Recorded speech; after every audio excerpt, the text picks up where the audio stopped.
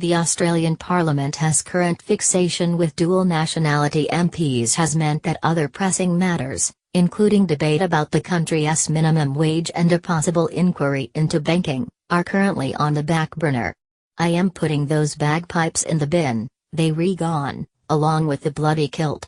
The parting words of the outspoken Tasmanian Senator Jackie Lambie, an independent, lamenting her Scottish heritage, which has led to her exit from the Australian Parliament after it was discovered she had both Australian and British citizenship.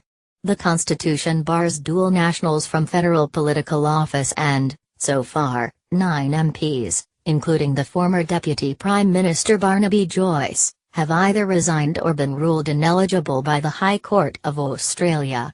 Australia is in the midst of a crisis that is affecting the very ability to produce stable and ongoing government, says Professor George Williams, Dean of Law at the University of New South Wales. It is making it very hard to get things done. Most importantly, it means public attention is gripped with the issues of dual citizenship and now same-sex marriage.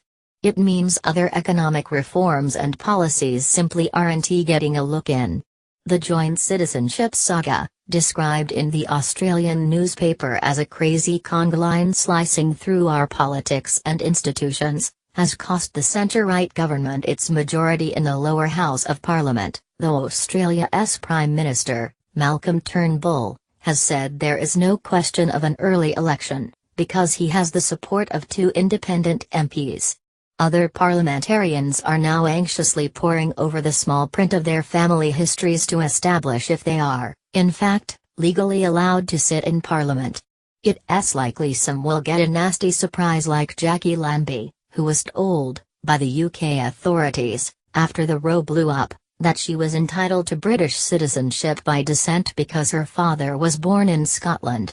Ignorance of her entitlements couldn't save her after Australia's highest court in October rejected pleas from other MPs, including Mr. Joyce, that at the time of last year's election they didn't know they were dual nationals.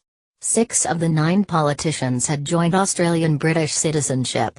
More and more it seems that the Home Office in London is determining people's position in Parliament in Australia more than the electorate is, says Bruce Hawker, Managing Director of the electoral advisory company the Campaigns and Communications Group and a longtime advisor to the Australian Labor Party.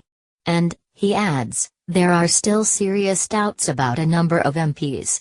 Australia's constitution came into effect on January 1, 1901, and the nation's birth certificate can be changed only by a referendum.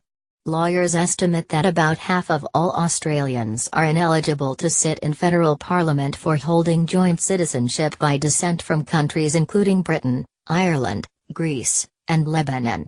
Mr. Hawker believes that in a multicultural country where half the population of 24 million was either born overseas or has a migrant parent, the 116-year-old dual citizenship provisions are anachronistic.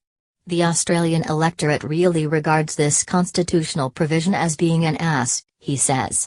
But, even with vacancies to fill in the upper chamber and 2 pending lower house by-elections, there is more than enough support in Australia's parliament to ensure the Marriage Act is changed to allow all couples to legally marry. The legislation has already been tabled and, although there will be feisty debates over its final and finer details, we can expect same-sex marriage to become law sometime in December. Indeed, the government says Parliament will sit until the legislation passes. One way the Christmas pledge could be delayed is if suddenly more MPs are drawn into the dual citizen debacle and it becomes such an issue that it hijacks the parliamentary agenda and ramps up calls for a general election.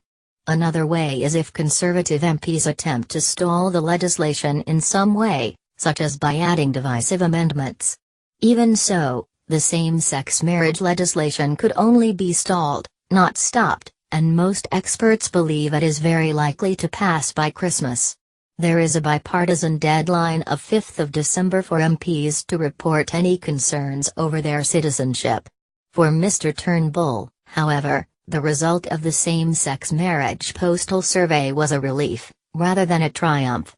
The man who became Prime Minister 2 years ago with a reputation as a progressive went through with the survey rather than a direct parliamentary debate to placate conservatives in his government. The current saga over dual nationalities and the desire to pass same-sex marriage legislation has somewhat disguised the government's parliamentary quandary and internal fractures. In particular, the opposition Labour Party could embarrass the government if it is somehow able to get enough support for a major inquiry into the nation's banks, a burning issue in Australia, or reversing cuts to the minimum amount staff are paid for working, for example, at weekends and holidays. The banking inquiry would examine industry practices following recent scandals. One high-profile case involves alleged breaches of anti-money laundering laws by Australia's largest lender, Commonwealth Bank. The loss of Mr Turnbull's majority will be a greater factor in these debates than on same-sex marriage legislation, if Labour is able to win over enough crossbench MPs or get government MPs to cross the floor. His coalition will regain its majority if coalition candidates win the 2 December by-elections caused by the nationality crisis, but one of the contests is expected to be a tight race. The Citizen saga has commandeered his agenda for the end of the year, and his own future rests on an electoral knife edge.